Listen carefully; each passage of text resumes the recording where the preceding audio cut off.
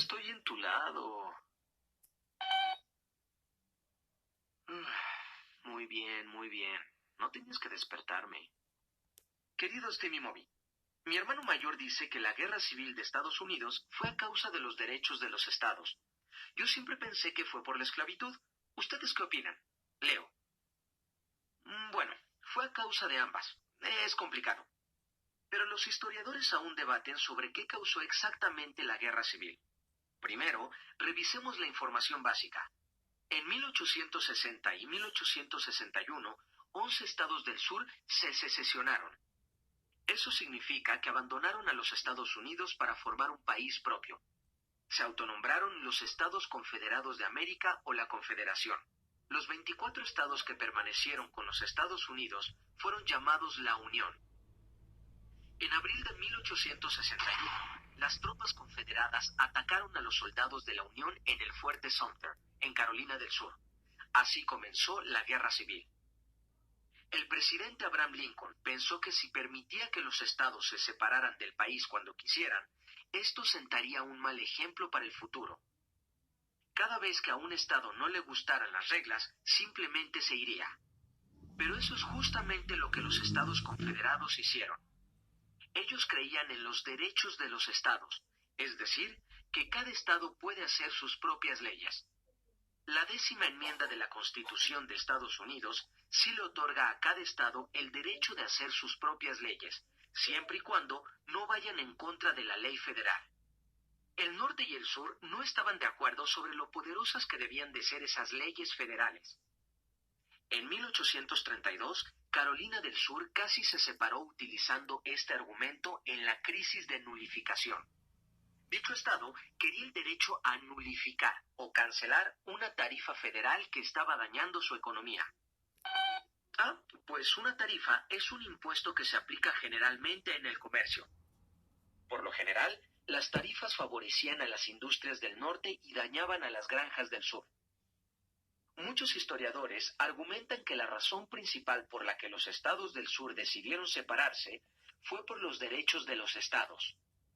Pero otros consideran que la causa principal fue la esclavitud. En el momento en que la Constitución de Estados Unidos fue adoptada en 1787, la mayoría de los estados al norte de Delaware habían hecho ilegal la esclavitud. Ellos creían que la esclavitud iba en contra de todo lo que Estados Unidos representaba. Desde entonces hasta la Guerra Civil, la esclavitud dividió el norte y el sur.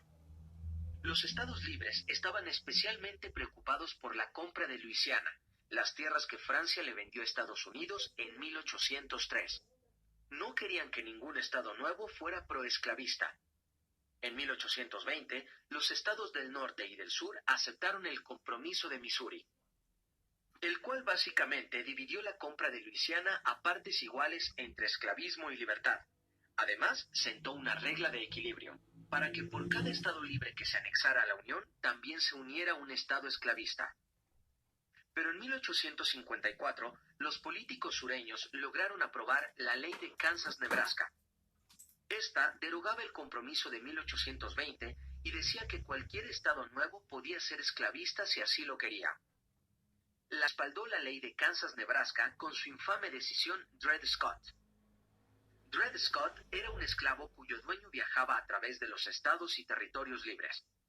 La corte dictaminó que incluso cuando viajara por los estados libres, Dred Scott aún le pertenecía a su dueño. También señaló que los afroamericanos nunca serían ciudadanos estadounidenses, y que los dueños de esclavos del sur seguirían conservándolos si se mudaban a los estados libres. Terrible, ¿verdad? Esto enojó a los abolicionistas, todas aquellas personas que se oponían activamente a la esclavitud. De modo que así estuvieron las cosas. Tanto los derechos de los estados como los problemas de esclavitud aumentaron las diferencias entre el norte y el sur. Y el presidente Lincoln era un fuerte oponente de ambos. Los estados del sur se separaron poco después de su elección en 1860. En realidad, no todos los estados de la Unión en la Guerra Civil eran estados libres. Delaware, Maryland, Kentucky, Missouri y lo que se convertiría en Virginia Occidental eran proesclavistas pero antisecesionistas.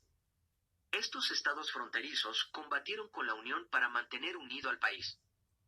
Sé que es mucha información que cubrir. Y créeme, hay muchos más detalles si estás interesado en el tema. Por cierto, estás invadiendo mi espacio.